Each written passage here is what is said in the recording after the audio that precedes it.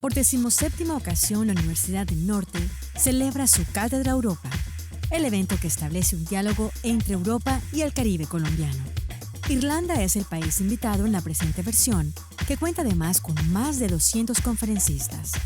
Hoy, a través de esta alianza entre el Centro de Producción Audiovisual y el Canal Telecaribe, llevamos a ustedes la conferencia La Llegada del Dragón, Falló La Haya, precedida por la ex canciller colombiana Noemí Sanín.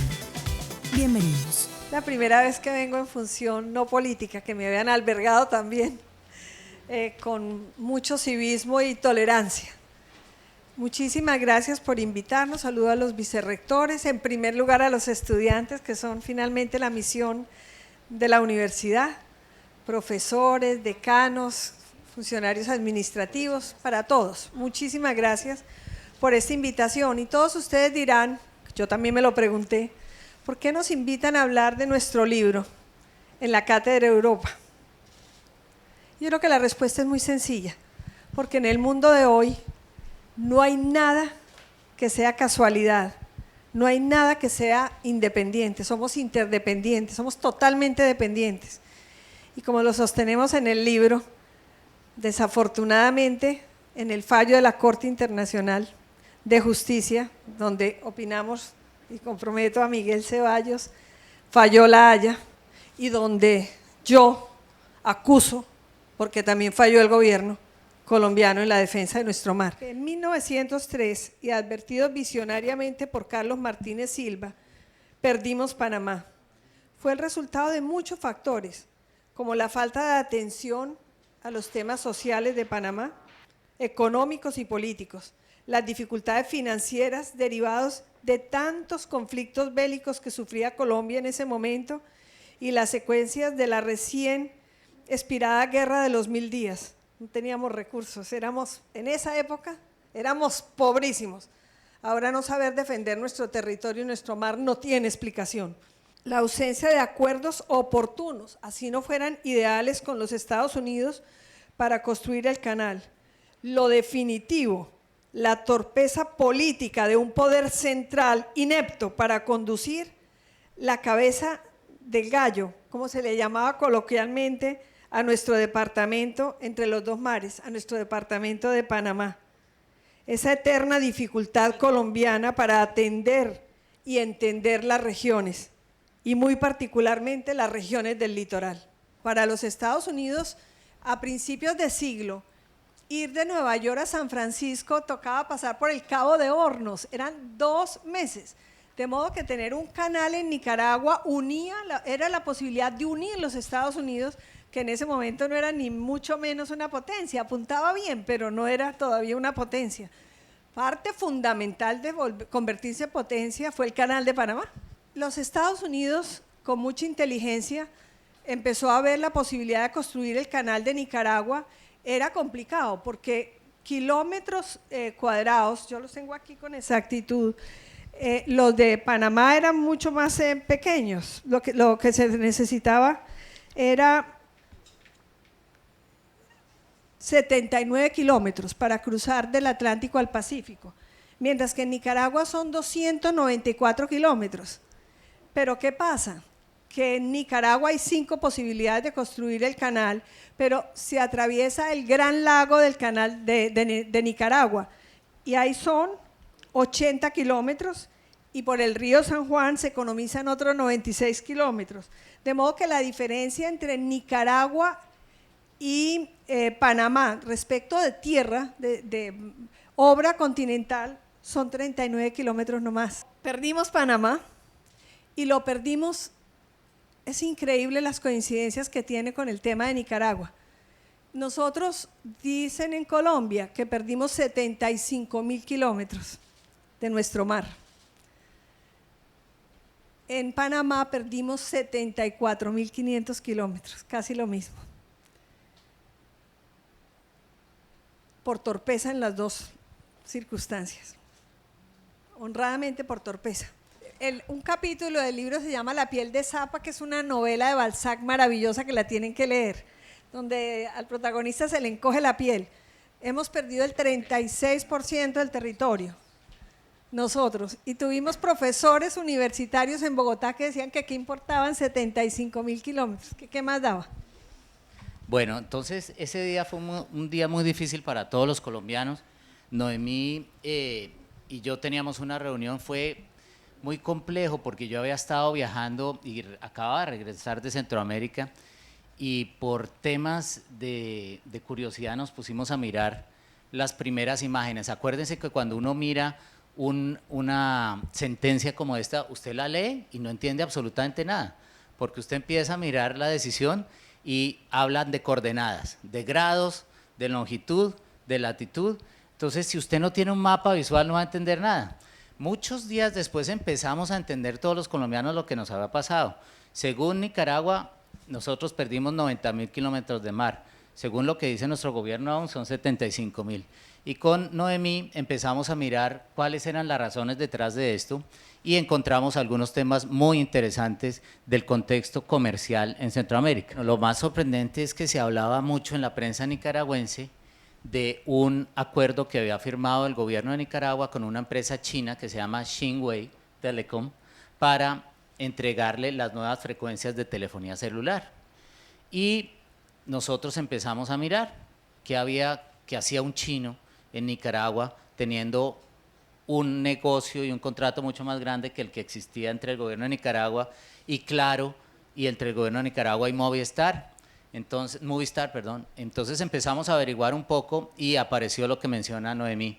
Resulta que había un interés muy grande de un empresario chino cuyo nombre van a oír repetir mucho en esta presentación, se llama Wang Jing, un hombre absolutamente desconocido en ese momento para el mundo, pero que ha cobrado una gran importancia. Este chino, que no lo olvidemos, Wang Jing, este chino que le dieron el monopolio de las telecomunicaciones de Nicaragua y que en Nicaragua, porque les voy a hacer una confesión, y sé que es complejo dentro de nuestra libertad de prensa decirlo, para enterarse uno bien de estos temas, desafortunadamente, hemos tenido que ir a buscar en la prensa nicaragüense, en la prensa china y en todas partes, porque en Colombia casi nada se ha publicado. 28 de noviembre del año 2012.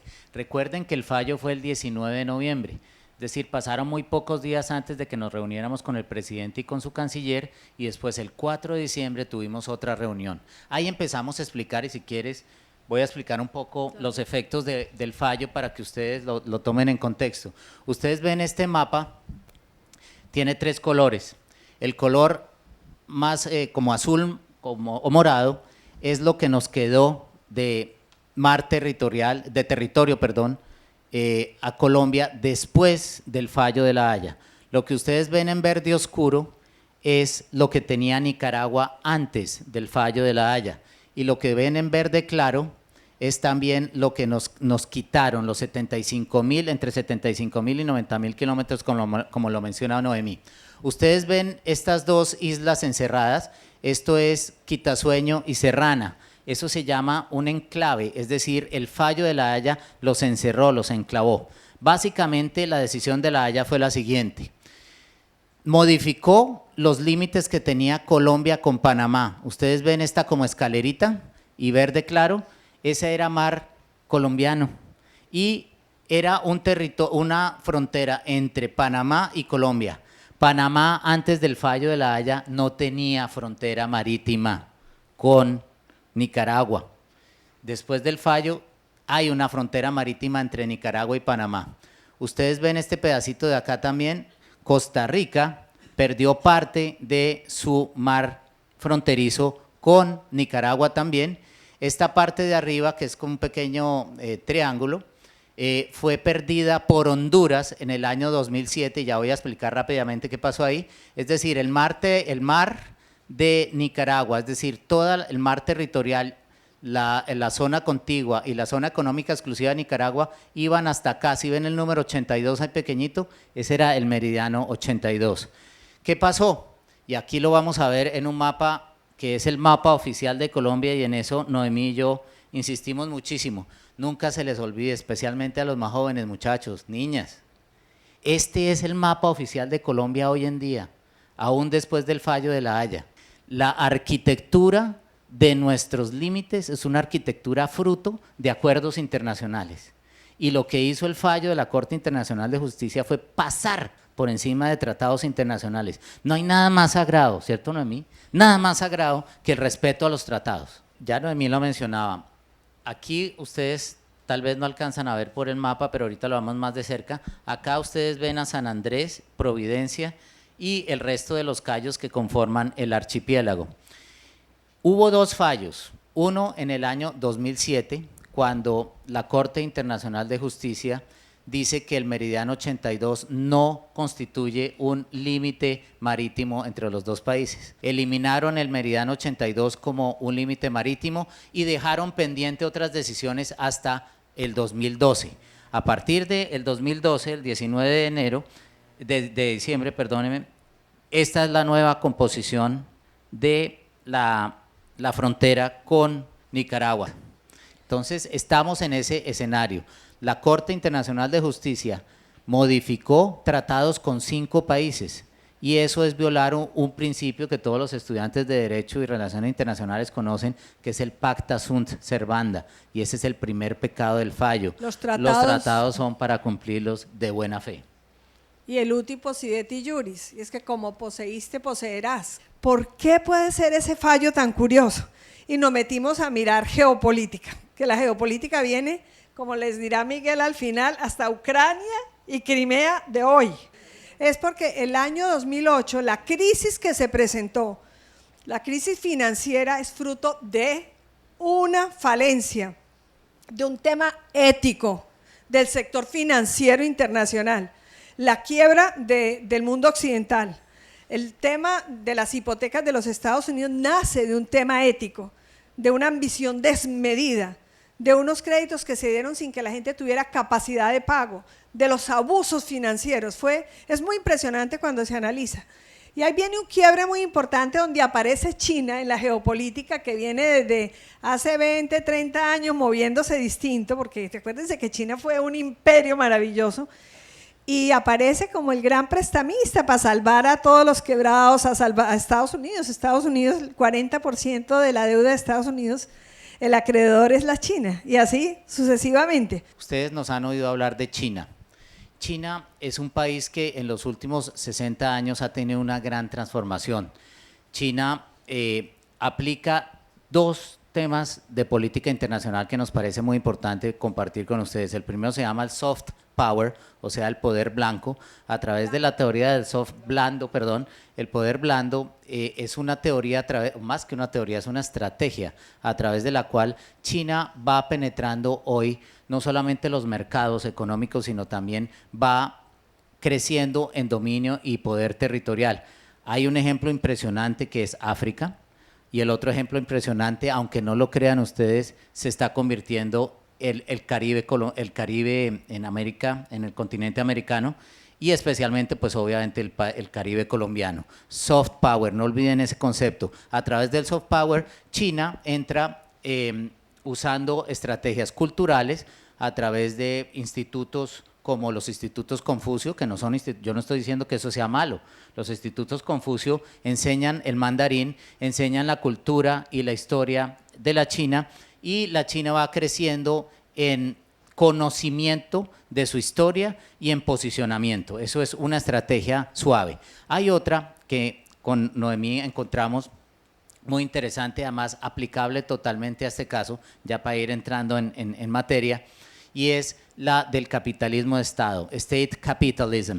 El capitalismo de Estado es una estrategia que usa China a través de la creación de empresas privadas entre comillas, porque ustedes saben que no existe en China la propiedad privada como tal. Cualquier persona que quiera, inténtenlo, vayan y abran una empresa ustedes como colombianos en China. Obviamente el Estado chino siempre participa en las empresas. Sin embargo, las grandes, en las muy grandes, en las sí, chiquitas, hasta en la peluquería pueden. de pronto una peluquería. En todo caso, la participación de China en el mundo está haciéndose a través de empresas. Cuando nosotros les mencionamos hace rato un empresario, Wang Jing, ese señor aparece como un empresario privado, con una entidad que crea en las Islas Caimán y en Hong Kong, una entidad con la cual el gobierno de Nicaragua, y aquí vamos entrando en los descubrimientos de Noemí y míos, firma un convenio con el gobierno de Nicaragua para hacer el canal. Entonces la China dice, eso es un señor privado, eso es un empresario allá que firmó un convenio con un gobierno para hacer un canal. Eso no suena tan lógico. Un señor de 41 años, como vamos a ver, que es el señor Wang Ying, no tiene 40 billones de dólares para construir un canal interoceánico en el siglo XXI. Eso no lo cree ni un niño pues de primaria. En todo caso, hace parte de una estrategia de China y es ir creciendo en el dominio comercial y político a través del capitalismo de Estado. Entonces no olviden, soft power, poder blando, y capitalismo de Estado. Como decía Miguel, la empresa privada es parte de su estrategia, quizás la más importante, que de privada tiene poco cuando es grande, es parte de la política, para hacer toda la política diplomática y todo lo de esta nuevo asomarse como segundo poder que es del mundo, pero con posibilidades muy importantes de ser la primera potencia en unos 20 años. Dicen muchos que no, que la China no puede ser primera potencia porque tiene tanto problema interno, que esos 1.300 millones de habitantes, con esas dificultades económicas que tienen tantos de ellos, con las desigualdades, va a haber una implosión y que la China se va a tener que dedicar a ella misma para resolver sus problemas. Noemí hablaba de un análisis geopolítico muy claro hoy. Hay un hegemón que tiene la gran hegemonía mundial, que es Estados Unidos, y China hoy ya es el segundo a bordo. El segundo poder más grande del mundo económico y ahora va a ser militar es China. China ha tenido un gran crecimiento en muchas zonas del mundo, pero nunca un crecimiento tan rápido y tan avanzado como el que ha tenido en el Caribe en estos últimos 2 años. Y les voy a contar una historia. Resulta que hay un presidente que se llama Xi, o sea Xi Jinping. Xi Jinping es el presidente de China desde mayo del año pasado. Xi Jinping, una vez fue presidente, emprendió viajes internacionales. El primer viaje del hombre, el segundo hombre más poderoso del mundo, fue al Caribe. El señor Xi Jinping, acabado de ser nombrado presidente de la China, se fue aquí a Trinidad y Tobago, acá, Trinidad y Tobago. Y uno dice, el hombre más poderoso del mundo se va a Trinidad y Tobago, ¿como a qué, no? Entonces, en Trinidad y Tobago, y ya lo mencionó Noemí, hay mucho gas y mucho petróleo, ¿cierto? Pero el señor Xi Jinping no solamente se reunió con el presidente de Trinidad y Tobago ahí, sino que se reunió con presidentes de 12 islas del Caribe, acá, ¿cierto? Y les prometió ayuda por 5 billones de dólares. Eso es mucha plata. Después de esa visita, al día siguiente se fue acá a un país que se llama Costa Rica. Se fue a hablar con Laura Chinchilla, ¿cierto? La presidenta de Costa Rica, que es el único país en Centroamérica que tiene relaciones diplomáticas con China. El señor Xi Jinping va a Costa Rica y mire lo curioso, una semana después de que otro señor muy importante del mundo que se llama Barack Obama había estado en San José. Curioso que los 2 hombres más importantes de todo el planeta en un mismo mes hayan estado visitando el mismo país. ¿No les parece como interesante? Eso se llama geopolítica, porque es el análisis político de la geografía, ¿cierto? ¿Por qué? Ambos estuvieron en Costa Rica y el país limítrofe al sur de Nicaragua es Costa Rica, ¿cierto? Y los divide un río que se llama el río San Juan. Ese río es el río a través del cual, desde la época de la colonia, iba a ser utilizado para el Gran Canal Interoceánico. En ese momento, cuando Noemí y yo ya estábamos avanzando en nuestras investigaciones, aún el río San Juan iba a ser utilizado para el canal interoceánico. Después de la visita de Xi Jinping, misteriosamente el gobierno de Nicaragua dijo, no, ya no vamos a usar el río San Juan. Curioso, ¿no?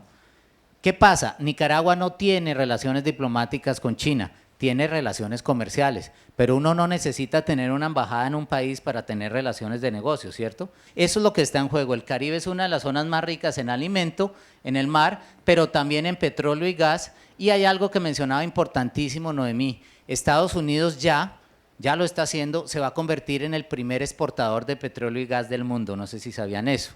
Y lo que mencionaba Noemí, el fracking, Lo que pasa es que encontraron petróleo y gas en rocas muy duras, y hay que fracturarlas, por eso se llama fracking, y se fractura con agua a presión, ¿cierto? Y la exploración ya no es simplemente así, sino que se mete un tubo y se explora y se explota hacia los lados, ese es el fracking. Y Estados Unidos va a ser el primer productor de gas y de petróleo del mundo.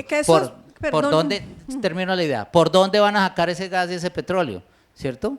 Ahí es donde el canal de Nicaragua empieza a jugar un papel muy importante, y no se nos olvide acá de donde fue embajadora Noemí varios años, Venezuela, primer país en reservas de petróleo del mundo.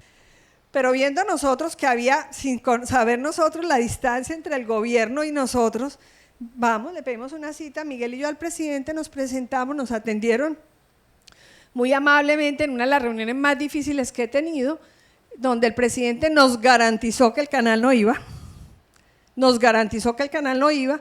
y la víspera de esta reunión la canciller colombiana me visitó en mi casa y en una forma muy pedagógica dijo, pero Noemí y Miguel, ustedes están equivocados.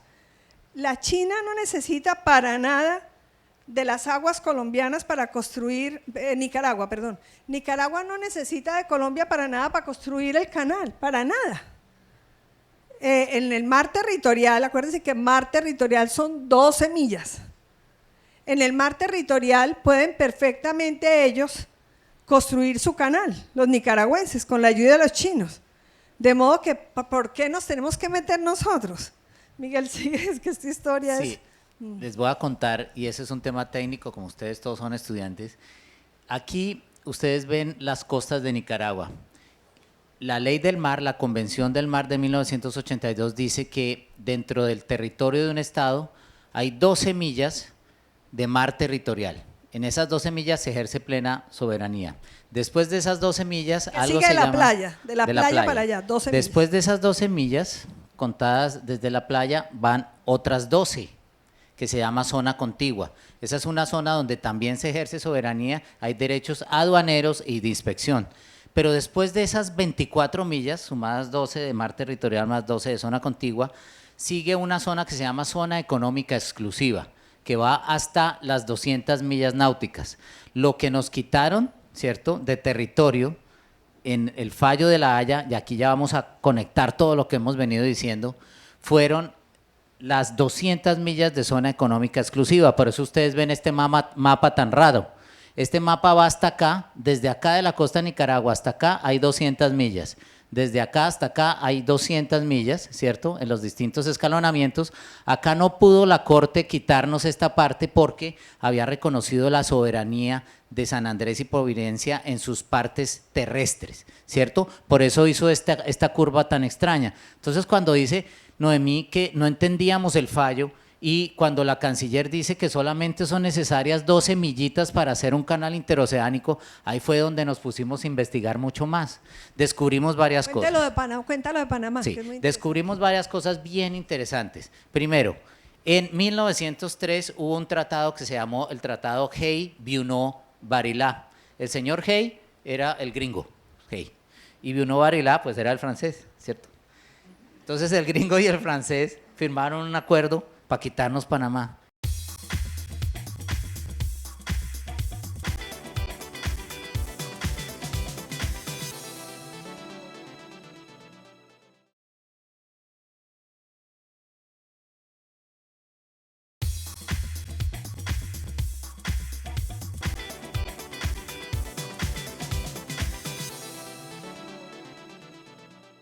Ustedes saben que Panamá, después de separarse de Colombia, le entregó una zona que se llamaba la zona del canal a Estados Unidos. En esa zona construyeron el canal, pero no les entregó, y en eso tiene mucha razón de estar muy dolida Noemí, no le entregó 3 millas de mar o 12 millas, como habla la canciller en el caso de Nicaragua, sino lean esto. Este es el artículo 2 de ese tratado.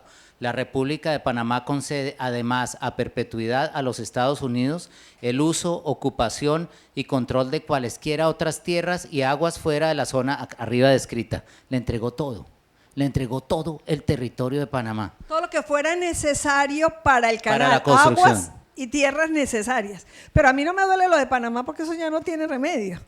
Pues es dolor histórico, que es distinto al dolor de patria que es en presente, ¿no? Es el que uno puede evitar. Pues señores y señoras, ¿saben qué?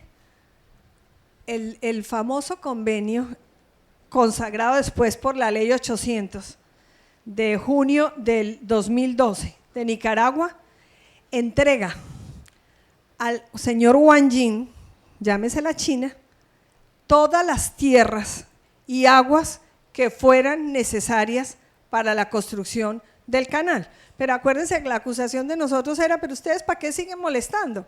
Si son 12 millas las que necesitan y ni siquiera. Y miren el mapa de la Armada, son 12 millas, siga Miguel. Bueno, aquí está la ley que menciona Noemí. Vamos a explicar un poquito por qué se necesitan más de 12 millas para construir un canal. Y vamos por partes. Nicaragua y el empresario chino firman un convenio. Eso nosotros no lo sabíamos hasta junio del año pasado y era un convenio absolutamente secreto, nadie lo conoció. De lo que se hablaba era de un acuerdo de voluntades entre el gobierno de Nicaragua y el gobierno chino que finalmente se concretó en una ley, que es la ley 804 del año pasado. Pero en esto no los quiero confundir. Ustedes aquí en la pantalla ven la ley 800, ¿verdad? Y ven julio del 2012. En julio del 2012, y esto muestra la estrategia tan perfecta y tan disciplinada que desarrollaron los nicaragüenses, mis respetos. 6 meses antes del fallo de La Haya, estos señores sacaron una ley diciendo que iban a buscar un aliado estratégico para construir un canal interoceánico. En ese momento nadie sabía si era la China, si era Rusia, porque habían tenido conversaciones con ambos. En esa ley definen el Gran Canal, y esto es muy importante, muchachos. Cuando definen el Gran Canal, acuérdense que un canal para los chinos y para los panameños no es solamente el paso de agua a través del continente, un canal son muchas cosas. Es el paso de agua, son los aeropuertos, son los puertos y son los fondeaderos, porque a los barcos hay que ponerlos en algún lado. ¿Alguno de ustedes ha ido a Panamá? Bueno, ¿han visto dónde están los barcos? ¿Cierto? Eso está aquí nomás. Panamá está a tiro de piedra, como dicen ustedes. Los barcos tienen que ponerlos en algún lado mientras pasan el canal y eso implica aguas, ¿cierto? Entonces, 6 meses antes… islas flotantes. Aquí está, mire, tierras, aguas marítimas, lacustres, fluviales, islas, plataforma continental, espacio marítimo, etcétera. Es decir, que para Nicaragua también hace parte de su canal la plataforma continental. Ahora uno entiende por qué quieren quitarnos más espacio a nosotros. ¿Qué es plataforma continental? Pues para explicarlo en términos que la decana no nos… uno tiene un continente, es la prolongación del continente, morfológica, es decir, de Puerto Colombia para allá, toda la continuidad morfológica que continúa debajo del mar hasta donde se precipita a 200 metros de profundidad. Esa es la plataforma. Ahora, ya vieron esa ley que se hizo 6 meses antes, ¿verdad? Ahora miren esta, que se hizo un año después. 13 de junio del 2013, el Congreso de Nicaragua ya no solamente aprueba la posibilidad de tener un convenio, sino que aprueba la concesión de todas sus aguas territoriales a un señor que se llama Wang Jin, de la China. Es decir, le entrega a través de una ley por 100 años en concesión todas sus aguas territoriales y ¿sabe qué es lo más triste? Incluyendo las que nos quitó La Haya. Y esa es la situación que tenemos hoy. Resulta que cuando se firmó el Tratado de Panamá, los barcos, las embarcaciones eran de 2 toneladas, de 3 toneladas. Son los barcos y embarcaciones del Canal de Panamá. Los post-Panamá, porque se está haciendo la tercera ampliación del Canal de Panamá, como ustedes saben, con miles de líos con los consorcios y todo. Hoy en día las embarcaciones son de 250,000. Eso que se le dio a Estados Unidos era para barcos de 2, 3 toneladas. Ahora son 250,000 toneladas, 400,000 toneladas. Y Miguel se desbrevó buscando técnicamente cuánto era el agua que se requería para un buque, para un barco. Buques son los militares, barcos son los privados. Para un portaaviones, Estados Unidos tiene una superioridad con portaaviones, pero son gigantescos. ¿Cuánta agua se necesitaba? Y miren ustedes. Entonces me puse a buscar las razones científicas y encontramos algo que en ella tenía mucha razón. Mire, un barco de 550,000 toneladas es lo que se usa hoy para mover petróleo y carbón, ¿cierto? Un barco de 550,000 toneladas para frenar no puede simplemente poner los motores en reversa, porque necesitaría 5.5 millas náuticas. Es decir, con la inercia que viene un barco de esos, de 550.000 toneladas, no frena con motores en seco. ¿Sabe por qué? Porque se gasta todo el combustible del mundo y le sale carísimo el viajecito, ¿no? Les voy a poner un ejemplo, un viaje entre Cartagena y la isla de San Andrés, ida y vuelta, y me lo dijo la Armada, vale $25.000. ¿Okay? Son 50 millones de pesos en combustible. Ponga usted a pensar en frenar un barco de 550.000 toneladas cada vez que llegue a puerto en seco. Entonces no los frenan, sino que los apagan. Y para apagar un barco de esos con la inercia necesita entre 15 y 20 millas náuticas para detenerse. Y el mar territorial son 12. Entonces imagínense ustedes, un solo barco comercial petrolero necesita más espacio que el mar territorial colombiano. Noemí quiere que yo pelee con la canciller, aquí le voy a dar gusto. No, le voy a dar gusto no porque quiero que peleemos, sino por nuestro mar. Teóricamente, la canciller dice que Nicaragua solo necesitaba 12 millas náuticas para hacer el canal. Entonces, ¿que para qué el fallo de La Haya? Pues no, señor. Con 12 millas náuticas, y miren este mapa, se los voy a mostrar para que ustedes vean a ver si es posible hacer un canal en esta pequeña franja. Con eso que les acabamos de decir con Noemí, mire, lo que está en verde oscuro… La fila son 20, 30 embarcaciones. Mire, lo que está en verde oscuro era el territorio marítimo de Nicaragua, ¿cierto? De aquí a aquí había 96 kilómetros, eso era lo que tenían. Póngase usted a pensar, ¿sabe cuántos barcos pasan el canal de Panamá al día? 43, lo atraviesan, ¿cierto? Pero para que 43 lo atraviesen acá, necesitan estar en turno 200, 250, 300. Ojo, estamos hablando del siglo XXI. Lo que quiere China es pasar todo el carbón, todo el gas y toda la comida que pueda, y para eso no va a usar barquitos, ¿cierto? Va a usar barcos grandes de 550.000 toneladas, y eso es lo que le está ofreciendo el nuevo canal de Nicaragua, un canal ancho que le permita pasar esos barcos. Por eso necesitaba más agua. Pero en todo caso nosotros no somos tercos, ¿cierto, Noemí? Así no hagan el canal, ya tienen la soberanía, ya tienen la concesión por 100 años. En la ley y el convenio no hablan de plazos para empezar el canal se puede o no hacer. En este momento se han gastado $100 millones. Yo les recomiendo, en el New Yorker hay un ensayo espectacular, para mí el mejor analista de geopolítica, pues como Jambrell, y este se llama John Lee Anderson, que me encanta, y acaba de sacar un ensayo espectacular sobre el canal.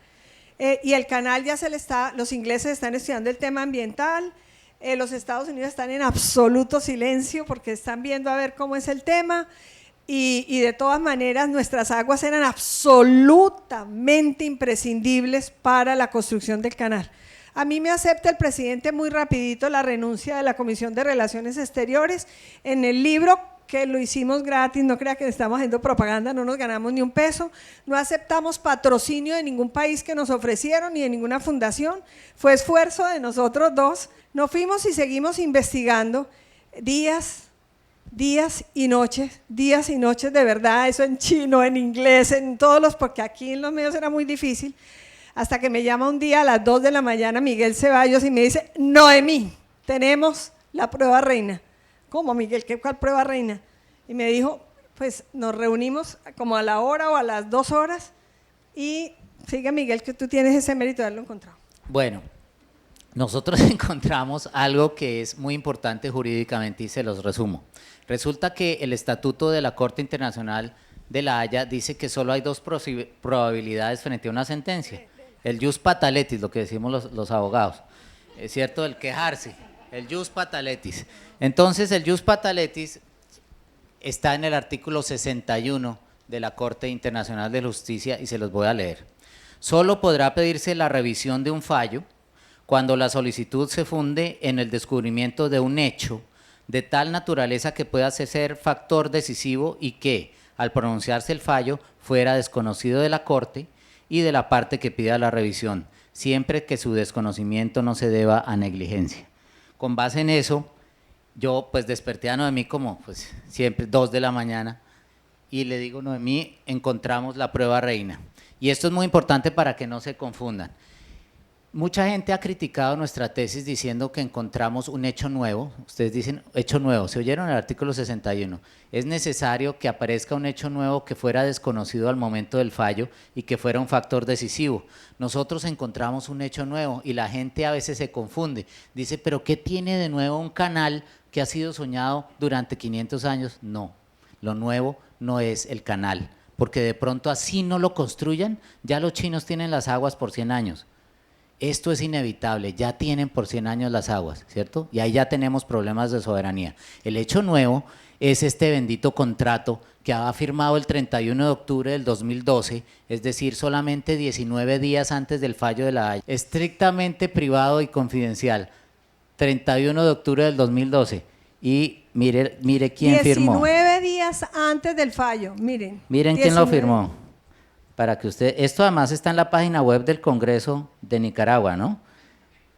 Miren, ¿quién firma este contrato? La última es la de Ortega. El señor Manuel Coronel Cautz, viceministro presidente del canal. Fue viceministro de Relaciones Exteriores y presidente de la Autoridad del Canal. Aquí dice HK Nicaragua, el señor Wang Jing, esta es la firma, y les dejé lo último, Daniel Ortega.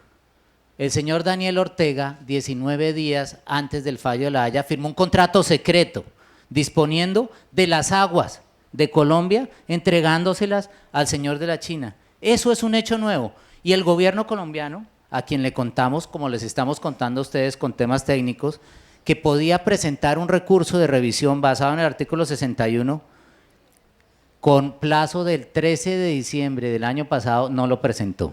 Es que el tema duele mucho porque cuando ustedes lean el documento completo se van a dar cuenta que es idéntico a como entregaron Panamá. La totalidad de las aguas y de las tierras necesarias para la construcción del canal.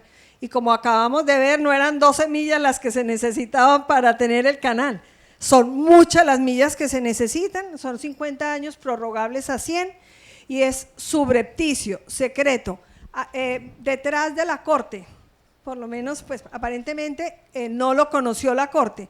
O sea, que se presenta un hecho nuevo que influye totalmente en el fallo y entonces nosotros felices otra vez, no importa pues que las relaciones, que me hubieran votado, pero con esa elegancia de renunciar, de la Comisión de Relaciones Exteriores, pero era patria. Le mandamos una carta al presidente que yo creo que es muy interesante desde el punto de vista, o por lo menos a mí me han invitado a todos los países a explicar el tema y les ha parecido increíble que lo que Colombia ha hecho. Era la posibilidad de presentar una revisión para que se revisara el fallo frente a este hecho nuevo, desconocido por la Corte al momento del fallo. Ustedes pregúntense por qué lo firmaron 19 días antes del fallo. Porque ya después del fallo, pues ya era distinto para los chinos tener amarrada ya Nicaragua con el fallo. O sea, ya conocían perfectamente para dónde iba el fallo. Para Nicaragua, que este periodista que yo les digo del New Yorker analiza los negocios que va a tener el señor Daniel Ortega porque su hijo Laureano está denunciado por corrupción del tema de las telecomunicaciones y de miles de cosas. Y de este negocio pues se van a derivar jugosísimos contratos. Mira, Noemí, cuando nos sentamos a mirar este texto, y muchos de ustedes hablan inglés, yo quiero que nos detengamos en el literal C. Acceso a todas las facilidades de navegación y derechos sobre ríos, lagos y océanos. ¿Qué será un océano? ¿Un océano será 12 millas? Eso era lo que le decíamos a la canciller, pero por Dios, un océano no son 12 millas, canciller. El acuerdo secreto entregó lagos y océanos, todos los necesarios para la construcción de un canal y todo lo que él implica. Creo que Colombia falló, igual que la Haya, al no haber presentado el recurso de revisión al cual tenía derecho y tiene derecho. No tenía. Ningún estudiante, ¿cuántos estudiantes de derechos hay acá? Levanten la mano. Bueno. Muchachos, lo primero que uno le enseñan en derecho es que cuando uno tiene un recurso jurídico para defender el derecho propio o ajeno o el de un país tiene que usarlo. Nosotros, teniéndolo, no lo usamos.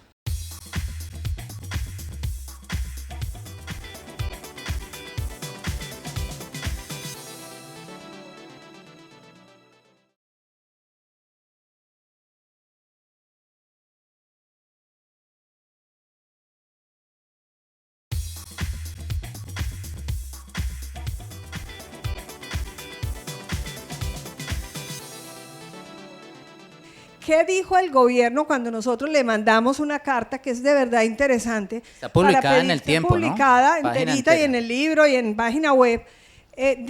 Nosotros les dijimos, se vence el 13 de diciembre la posibilidad del recurso, por Dios no lo dejemos ir.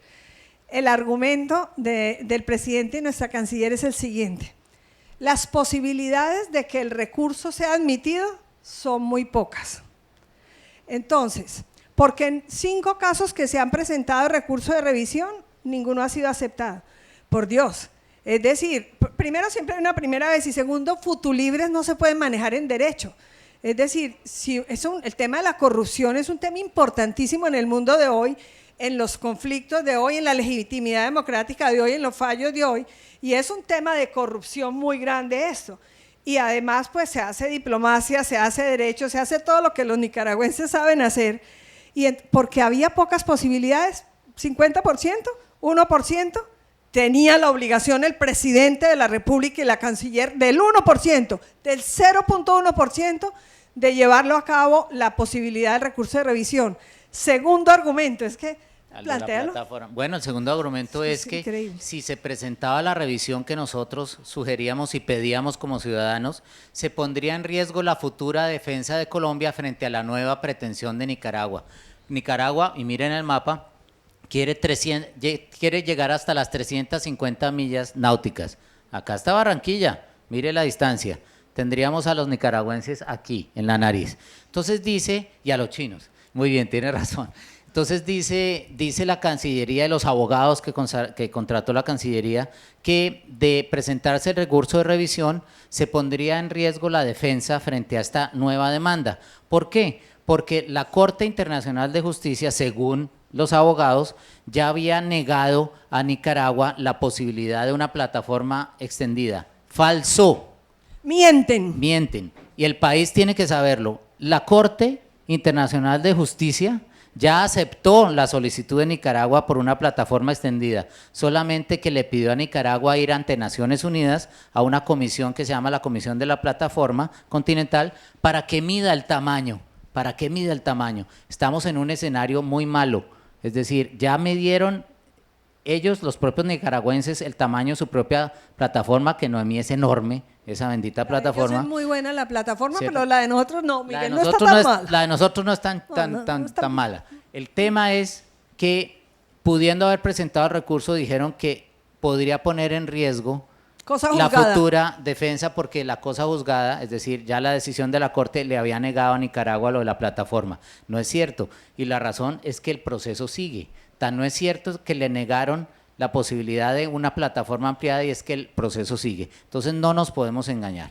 Yo quería, Noemí, que tocáramos por último el tema de Ucrania, que me parece importantísimo. En el mundo de hoy se está analizando, ustedes cogen todos los medios, el tema de Ucrania, que quiere ser mayoritariamente europea, todas estas manifestaciones estudiantiles, todos estos indignados, ellos quieren pertenecer a la Unión Europea, ellos eran antiguamente de la Unión Soviética y tienen una península que se llama Crimea, que es la del conflicto, donde se hizo la votación para ver si querían pertenecer a Rusia, votó el 95% que quería pertenecer a Rusia, siendo que hoy en día es de Ucrania.